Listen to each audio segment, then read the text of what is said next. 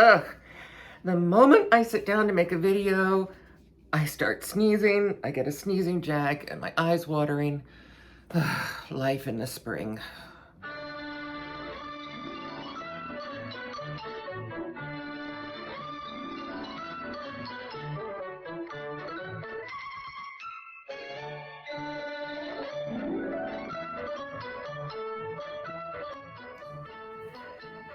Hello, I'm Cara from Cara Tarot with my April roundup of hashtag Show Me Your Practice. I go through my practice from the previous month and hopefully some things I learned that I can share. As any of you who follow me know, and I'll just say that now and then I won't say that again. Because you may be brand new here, and in which case you won't know that. I have a regular practice for the month of having a scripture card and an affirmation card. These are decks that I choose to go through one by one. And if I'm posting, I post them for that day. I've changed the way that I do it. I used to post them on Instagram with written affirmations separately. For the scripture card, I would post, and then the general affirmation I would post separately.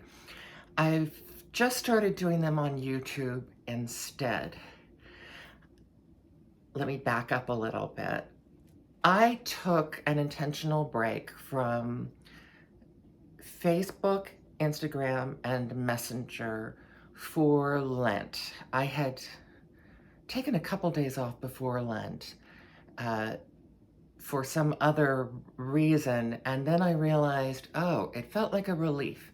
The postings were beginning to feel like an unpaid job, and that's never good when it starts to feel like an additional pressure. I am a caregiver for my mother who turns 101 in May. I, for several years, was her sole 24/7 caregiver. Starting this past February, we've had 2 people that come 2 days each for a few hours. So that's a big help because I've been having trouble with my back and my arms because she's completely mentally with it, and that's great. We're fortunate in that, but she's extremely frail and she cannot stand on her own or get up on her own. So that means anything that needs to be done getting up, including going to the bathroom, she has to be lifted. So with all of that lifting, I think I ripped a muscle in my back, actually, my upper back. And I've had chronic tennis elbow problems for 6 years before I was doing this. So this is about, we're coming on close to 10 years with on and off tennis elbow issues, which I actually got from knitting. But it's a problem for someone who's a harpist, a professional harpist, and who is also teaching. It means I cannot practice the extended, I'm gonna get this hair off my face and come back. Okay, there we go. So it's a problem. It's a problem in a lot of arenas because when you have problems with lifting, it's everything. It's cooking, it's cleaning, it affects everything. So very grateful that we do have some help now. All that to say that my life is very constrained and my time is not my own. So anything that starts to feel like it's a pressure is something I need to figure out a new way to do it, or to let it go entirely. So I wasn't very good for Lent, I must admit. I did still get on Facebook and Instagram. I have people that I like there, and I've actually been very lucky to actually make real life friends through interactions on them. So I did click on, but my major purpose was to not spend so much time on them, and also to not be posting, to reduce my posting significantly, and to not interact, because as you know, the interactions right now with what's going on in the world, the most benign interaction can flare up in ways that you don't expect. So it was a real blessing to step off of them for a while. And then it made me think what I ended up doing then is I still did my daily pulls, I still did my daily readings. I didn't change my pattern that I've talked about in previous videos, but what I did do is I put them in a notebook instead. I'm not a journaler. I because of my arts background, I really don't like the whole concept of journaling, and if you love it, more power to you. That I've seen exquisitely beautiful journals. For me, I call it a notebook and I keep it in outline form because that's about the most that I can do comfortably. And again, not feel like it's another creative job that I have to fulfill.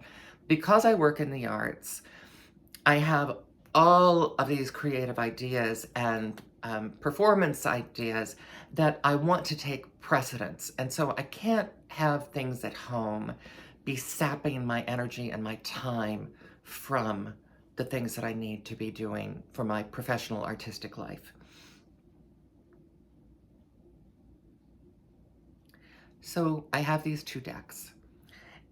And when I came into the month of April, my general deck was the Dali Tarot. And again, these are cards that I pull one a day and I use an affirmation with them.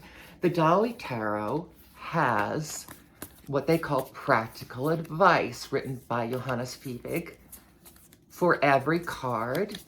I think it makes a marvelous addition or change to the concept of an affirmation, and they're right on point with each card. And so that was wonderful. And this deck was a gift. And I like it so much I edged it. I don't usually edge my decks. I have only a handful that I've edged. This will probably become, surprisingly, one of my main decks. So I started that, and I was using Terra Volatile as my one-a-day scripture card. Now, because they are not the same number of cards, Terra Volatile has both an extra suit and many additional cards that you can trade out because they have optional illustrations so that you can choose the one you prefer. So I finished up with the Dali Tarot, and then I moved on for my general affirmations to the Tazama African Tarot, which I have talked about in other videos. Bright, beautiful, straightforward Rider-Waite Smith with African ancestor imagery, both photographs and illustrations done with his black and white ancestor on a color background, royal, rich jewel tones in the background, and really legit, straightforward Rider-Waite Smith. You can see from that 8 of coins or pentacles that it is exactly in line with the imagery from Rider-Waite Smith. So really easy to read. The book for this does have a very brief affirmation, and I mean brief. These are short sentences. Short, to the point, they're great. I like to have a little more for an affirmation. So with that deck, I am posting also the affirmation from Influence of the Angels because this is my favorite book, and they have an angelic message for each card. And so I added both of those affirmations to the Tazama African Tarot with my daily draws. And then the scripture card, as I've said before, I use in the Contemplative Tarot, Bethany Muller assigns a scripture to each one of the cards, in addition to having a good 2 pages on each card of meditation on the meaning of the card in relationship to Christianity. And those are the assignments I've used. Some may think a little funky to use this, but I've been using Terra Volatile, which is very classic in its illustration style. Now, Terra Volatile does have a vessel suit, which is not, Bethany does not of course, have that included in her book. So what I do with the vessel suit is I go to the book for Terra Volatile, I look up, or the website's really great. I look up the meaning of the vessel's card, and then from that I pick keywords that I look for to find a Bible verse that I use. And I think I've just decided that I am also going to go through all of the optional cards as well, because my purpose for this 1-a-day draw scripture card and affirmation card is to get to know the deck better and to get to know each individual card better. And it's wonderful for that. So I will, and I now I've been doing this for several months with several different decks now.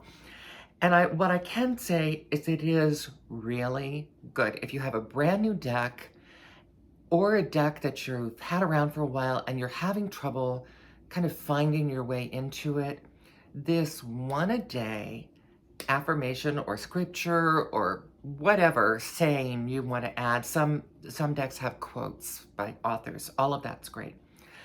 It's a great way to find your way into the deck because you're getting to know it card by card every day. As I have said before, Terra Volatile, when I first got it, I felt that there was literally a shadow over the deck. And not because it can be a dark deck. Some of the images are quite dark and they are detail rich. It has kind of a pen and ink etching technique throughout, which can make it look a little shadowy and darker. But that wasn't why. I actually felt there was a shadow clouding my eyes when I looked at it. In this process, that has cleared up. And so now I have a clear vision of this deck. What this process is not good for, this practice of the daily affirmation card, it is not good for getting a feel for how the deck reads. So if you wanted to do that, you would need to be doing readings with it. Even just 2 or 3 card readings, you'd need to start getting a sense of how the cards interplay. And this is something that I should have known, but I didn't really, because I was using this for decks that I wanted to get to know day by day, card by card. It didn't even occur to me until having done this for a while that yes, of course, this isn't a good way for getting a feel for how the deck reads. This is best for just getting to know the individual images, the individual meanings, the nuances of the deck. It's very good for all of those things, in addition to having a deck that you like paired with great affirmations. So it's win-win, but it's not everything. And so that's important. I will say, and Terra Volatile is beloved in the community and, dare I say, revered. And I still love the artwork. I will say, when I ordered this deck, I really assumed it was going to become my favorite deck. Not yet. If ever, not yet. It's not the 5-suit aspect. I like that aspect. I like decks with an extra suit. It's an additional information. It is now that I'm going through it card by card, it's something about the entirety of the deck is, and it may be the alchemical aspects. I'm not tremendously interested in alchemical allusions. And for those who are, for those who are interested in that, I watched this wonderful channel called Esoterica, and he's paired with another channel where they discuss, they're both philosophers, they both teach philosophy and the philosophy of religion, and they discuss, I'll link it if I can find the video. He discusses that alchemy was never intended to be a spiritual practice. He said, historically, alchemy was literal. They expected to make gold. And all of the aspects of alchemy, all of their terminology, these were all things that were intended for actually turning other metals into gold. So he said historically, spiritual alchemy doesn't exist. Now, as with a lot of things, it can work as a metaphor. And it does. And that's how it's been used in this deck and other decks. That is a spiritual metaphor for something that was, and I think it's just interesting to know, alchemy initially, the initial language of alchemy was not intended to be a reference to spirituality. It was literal. But anyway, and if you're into that, the spiritual analogy and use of that language, that's you. I'm not really. And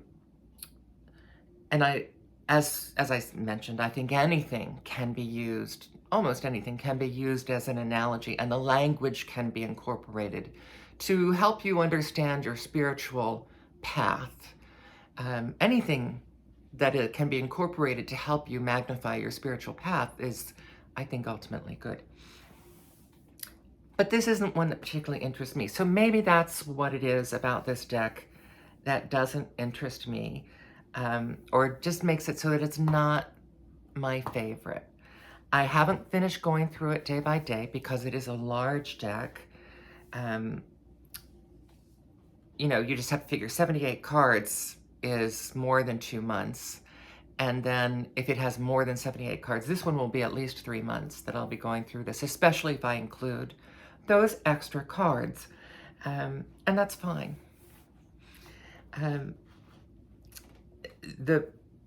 Because of the darkness of this deck, it probably was a bit of a perverse choice to pair it with scriptures. And well, there I am. So in addition to those daily decks, I also choose a monthly deep dive focus deck. And I've been using this bright, beautiful, colorful version of the Tarocchi Minchiate di Bomarzo. And I think finally, after a month, I can say it without totally stumbling over the title. Tarocchi Minchiate di Bomarzo, by Amparo Aguirre. It's bright, it's beautiful, it is smaller than a usual tarot-sized deck, as is often the case with historical cards.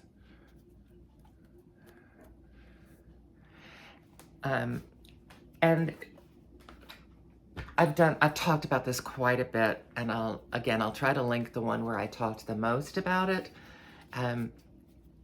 It's been, this year is probably going to be my deep dive into Minchiate decks in general. I adore the addition of the virtues and the zodiac cards.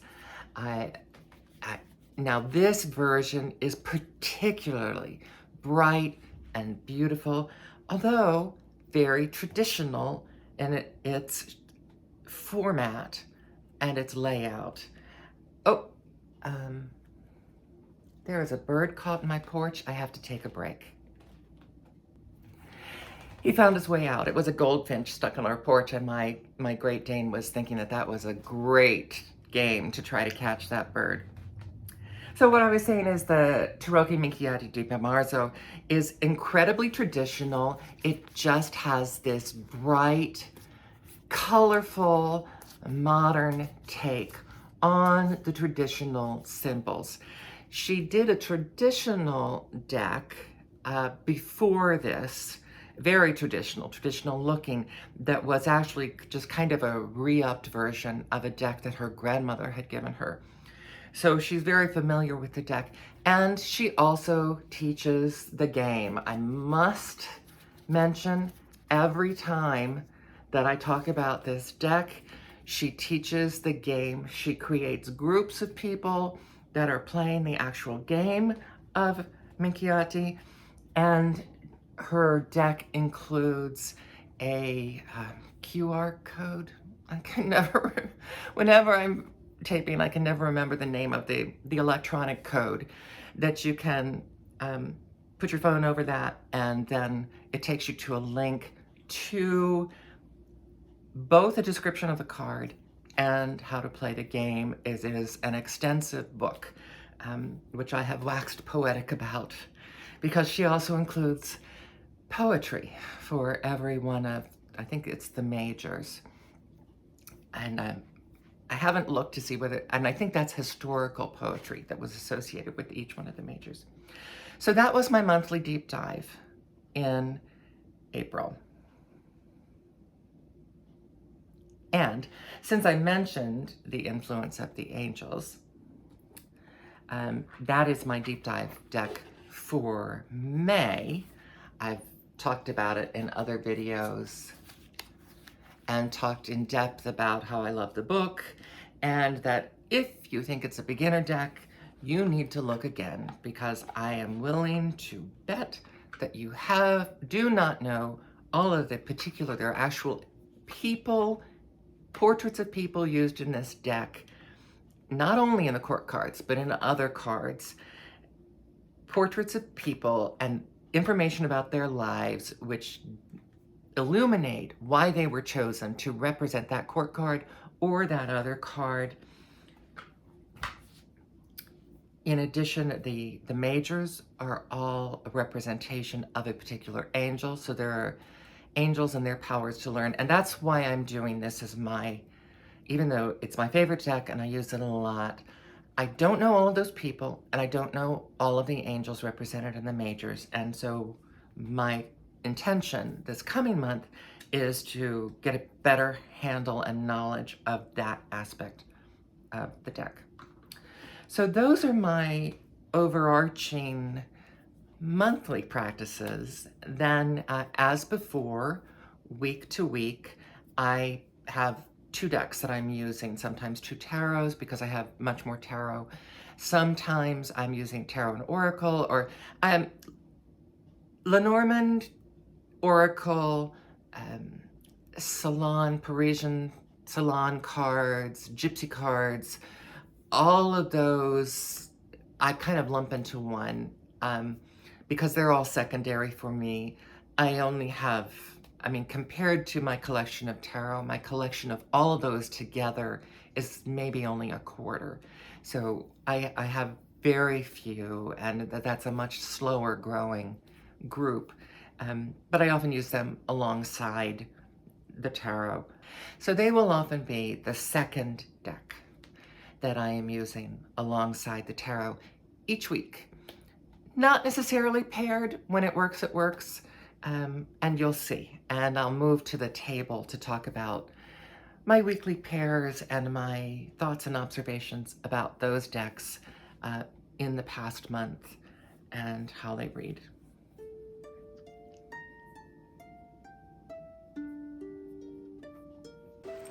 Oh, I forgot to mention that in the process of moving away from Facebook and Instagram, this month I also began posting daily readings on YouTube, which was a huge change for me. And again, it's something that might turn into a job, so I don't know how much I will be continuing to do that. But I had a couple things in specific I was trying to do with them, which is, aside from getting my hand out of the camera. And there's Persephone. There she is. I wanted to try to make my readings very concise. So sometimes a lot of comments end up what I call on the cutting room floor. Not that I cut them out, but a lot of things get edited out because I'm trying to make them brief and concise for the most part. Some of them I make a decision it's going to be a longer one, and I'm going to refer to books, and I'm going to do a specific layout that requires a lot of extra stuff. But so for the most part, they are brief, and that was one of my intentions. I wanted to try to make sure my readings were quite concise, and that if I needed to do a 5-minute reading, then I could do that. And then the other thing that I was trying to accomplish is using as many different spreads as possible. For one thing, it would help me find spreads that I like a lot and might become my normal spreads, and I have found a couple that way. It's also a way of, I felt, connecting with the community and using spreads by other people and throwing light back to those other people by saying, I used her spread, go check out her page. And that's been a wonderful experience too, is a way of connecting with the community by working with the things that they've worked with. And so that was a part of my April too, and something I look forward to continuing. And I would just add that really the only downside to posting daily readings is that it can really clog up your page, and it can make other stuff more difficult to find because you've got so many daily readings. And then you kind of figure out, are you going to delete them after a period of time? So that's something I will be dealing with. And here's Persephone being a very good girl on a Downs day. Yes. Yes. Okay. Okay. Come on. Okay.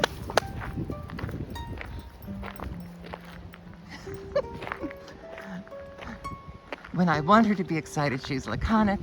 And when I want her to be quiet, she's crazy dog.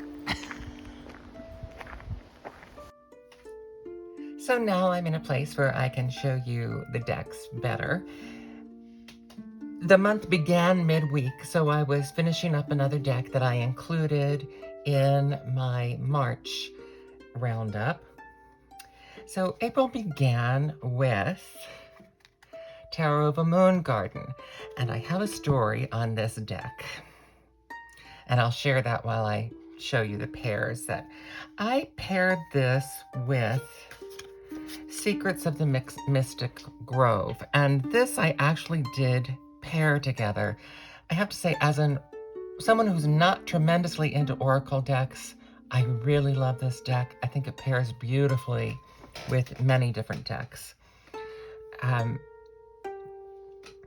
So the Tarot of a Moon Garden I got almost a year ago. And then I let it sit for a while. And I will say US Games has come out with a new version of Terra of a Moon Garden where they have taken off the borders, they've blown it up, so you end up with this long card.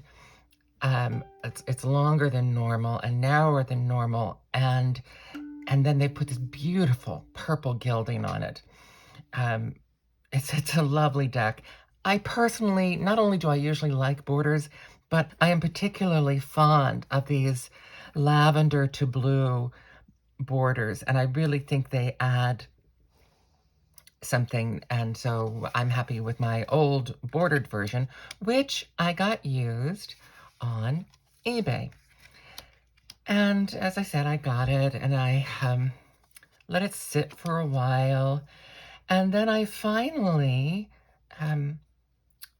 started looking through it and trying to work with it, did a deck interview, and I got nothing but gobbledygook from it. And I thought, well, it must be just a really horrendous shuffle. So I tried again, absolute gobbledygook. Then I tried a different layout, absolute gobbledygook. Then I thought, okay, I'm going to do one of those deck interviews where you pull one card at a time. You ask a question and pull a card, ask a question and pull a card. And this deck told me that I was cruel. It said it needed a rest. And once I finally figured that out, this was over the course of several different questions, but it was also saying that I was cruel, and it was saying that I would other things, and how unhappy it was. And now I don't usually anthropomorphize decks, but those were the kind of answers I was getting. And then I said, how long do you need? How long of a break do you need? And it said 9 months. I thought, okay, well, I have enough decks. I could work with other decks for 9 months. And I really thought, well, that's it. If that doesn't take care of this, then I'll be rehoming it. So anyway, the beginning of April was the 9 months, and maybe a little bit more. Now, I did not use it at all during that time. However, I dedicate all my decks. I dedicated my deck. I did cleanse it, and a couple times during that time period, I just did cleansing, and then at the end, right before I was going to use it again, I set it out in the moon and the sun, and I rededicated it.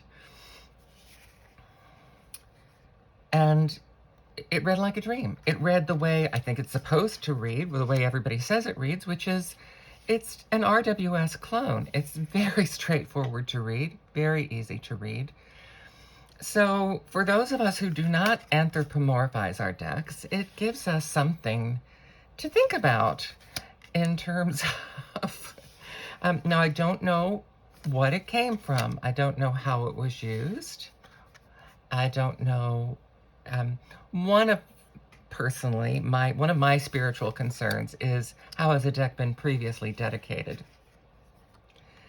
But I did think that what I found interesting is this was my first fairy deck. I don't think of fairies as sweet and kind and good, and sweet. My understanding of fairies is that they run the full gamut and can be very mischievous and nasty as well. So it fit with my understanding of fairies for it to be cranky. And interestingly, now just as I was finishing up, the first week of April is also when and then discovering that this deck was now just fine, is when right about the same time that I purchased the Victorian Fairy Tarot. So I have 2 fairy decks, and that's probably going to be it for me. As I said, I'm not tremendously into fairies. Interesting devil card. Devil and Sanctuary, okay.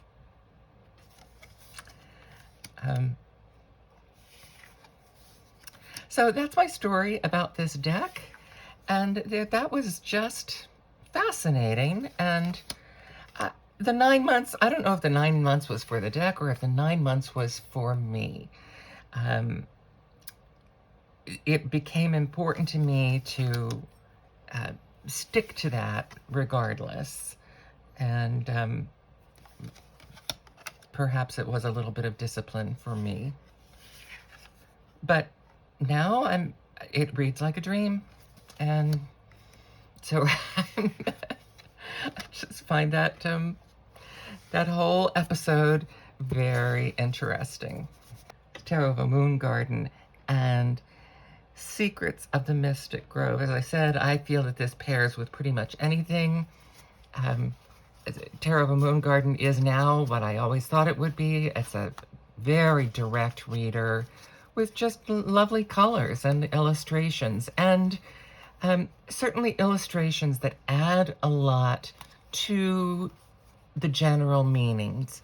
There's always a little something extra there that gives you more to work with intuitively as well as just visually. So I love the bright colors. Love these bright colors. And these are also very intuitive. I don't think I have even cracked open the book on these cards. Between the main word and the additional keywords and the picture, that's always been plenty for me to work with this deck. I also will say I gave a copy of this deck to a young family member, just because I think it's lovely, and some of the illustrations remind me of her. But also I thought she would appreciate it. And this is a very sweet deck as well. It's it's a very good affirmation deck, in addition to being an interesting oracle deck.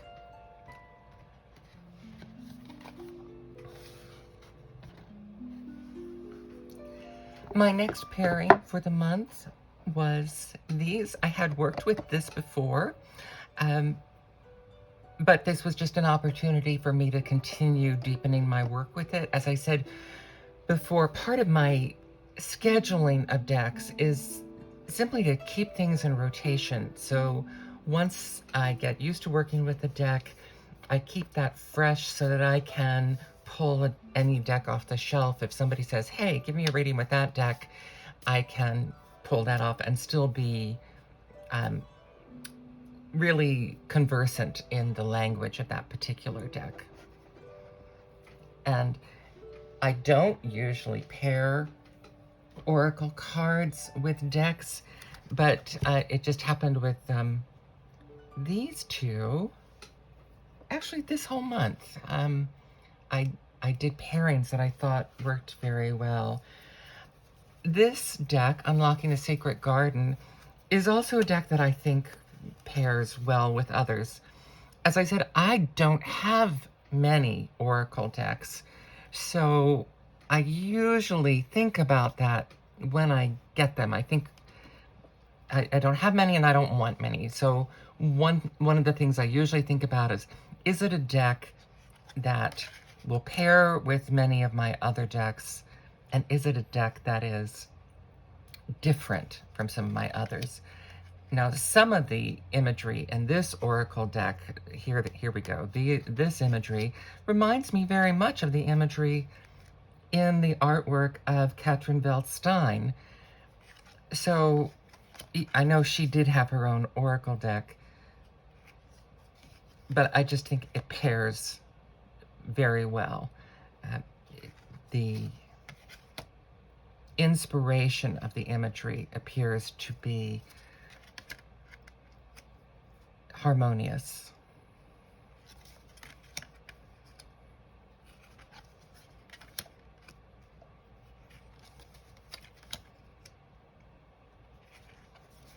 The Tarot of the Mystical Moments is a deck that I believe is beloved by many people.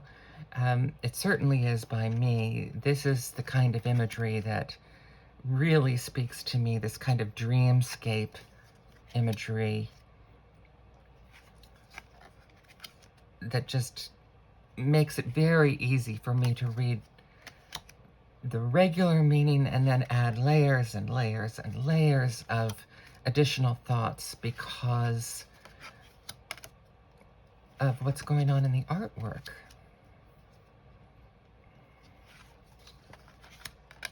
Whenever I work with it, I think, oh, I need to work with this more. There's, as the saying goes, there's so much there.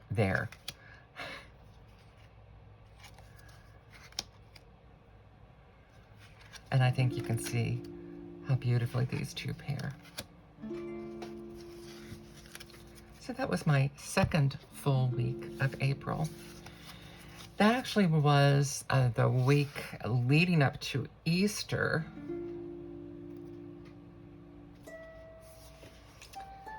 So for Easter week, I chose decks that I knew would harmonize with my celebration of Easter and then would give me readings for Easter week. I feel that I've said a lot about this Gustav Dore deck. This is the Gustav Dore Great Bible Tarot.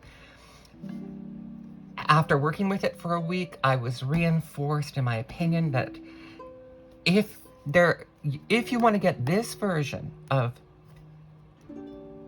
a Dore art deck, there are other versions, but if you get this one, get the book. It's pricey. I think together it was easily $100, and then it comes from Ukraine, so there was shipping. This was an investment for me because I am a Christian tarot reader. So for me, this made sense. It has been a powerful reader over the course of that month.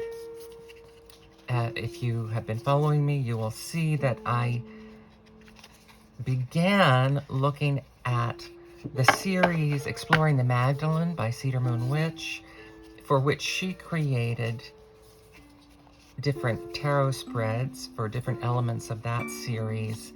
And I began using her spreads with this deck, and it was an incredibly powerful reading.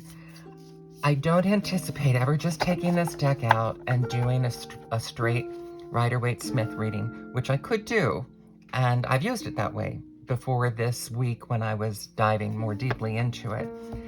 But what I found out is when I use this deck and I use this book and I refer to the Bible verses that are included in this book, it is exponentially powerful in terms of the depth of the reading. And so that's something I would always want to do with this deck. Alongside this deck, I use, these are not oracle cards, they're just the Good Word scripture cards, insight cards. And just each one of them has a scripture.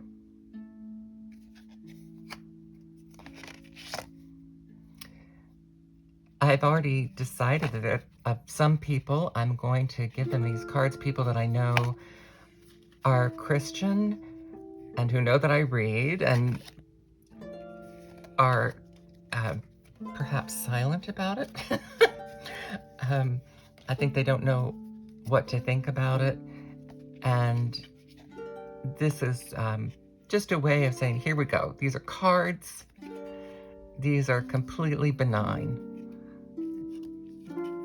For anyone who is Christian, these are just Bible verses done on beautiful cards. And it's a way of, I'm not here to convert anyone, but I would like to help them understand that what I'm doing doesn't have to be disconnected from my faith.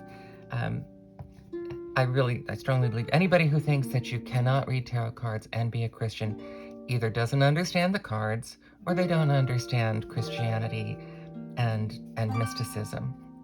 And they don't understand the history of the cards. And I refer you then to the article the blog post of a writer that I read out loud about the Christian history of the cards and how the Trumps follow the progression of the Christian path in much the same way that stained glass windows and cathedrals follow. Teach the Christian path for those who could not read. And when 1400s, most people couldn't read. I also know Marilyn from Tarot Clarity is a channel that I watch frequently, and she said, the tarot cards are the path of the virtuous life. I think that's a beautiful way of putting it. And I couldn't agree more.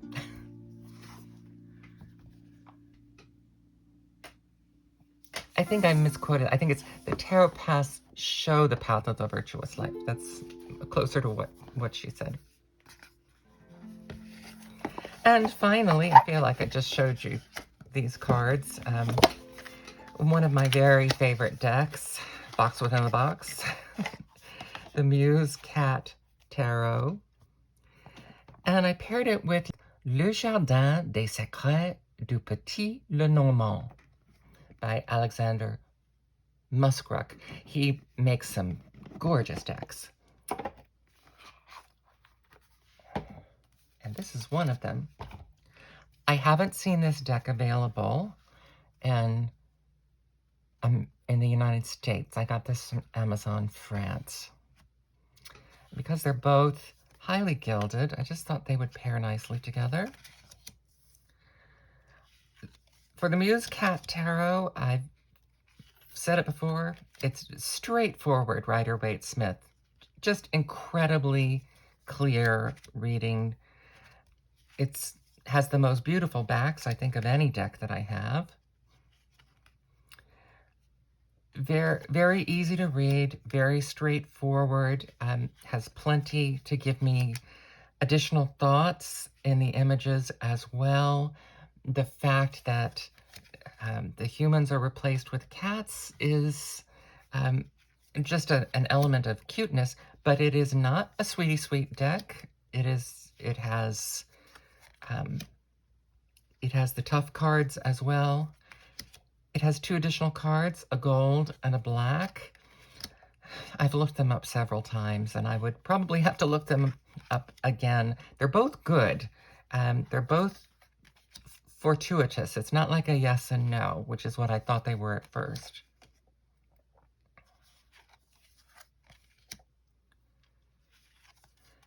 And there's the black. Easy to read with. Since I've never had any nonsense readings from these cards that I can think of, or even difficult readings. If you can read Rider-Waite-Smith, you can read this deck. It's gilded on the front and the back. I follow the creator on Instagram, and she's a doll, and she's very appreciative of the things that I've said about her deck. If you like metal boxes for your deck, there's even one of those that you can buy separately for this deck. This is a traditional tarot size. This is traditional Lenormand size. They both have nice heft. Not much else to say. Lenormand is always very straightforward. I speak enough French that I can understand the words on the bottom. As I said, I have not yet seen an American version of this deck. This was not my first time this month working with either one of these. The Minchiate Tarot deck, I actually miss this deck if I don't work with it for a while. Some would say that the deck starts calling to me. I would just say that I miss it.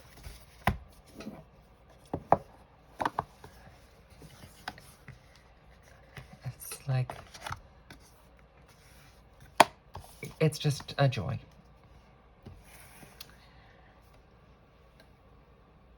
So probably the biggest insight that I had this month was with the Gustav Dore Great Bible Tarot. I had done some work with it, but as I said, I had only worked with it as a straight Rider-Waite-Smith deck. But then when I started working with it in the manner in which it was intended to be worked with, it just blossomed forth into powerful readings that require some work. I don't, as I said, I don't ever see just taking this deck out to read with it somewhere without using this book and the Bible with it.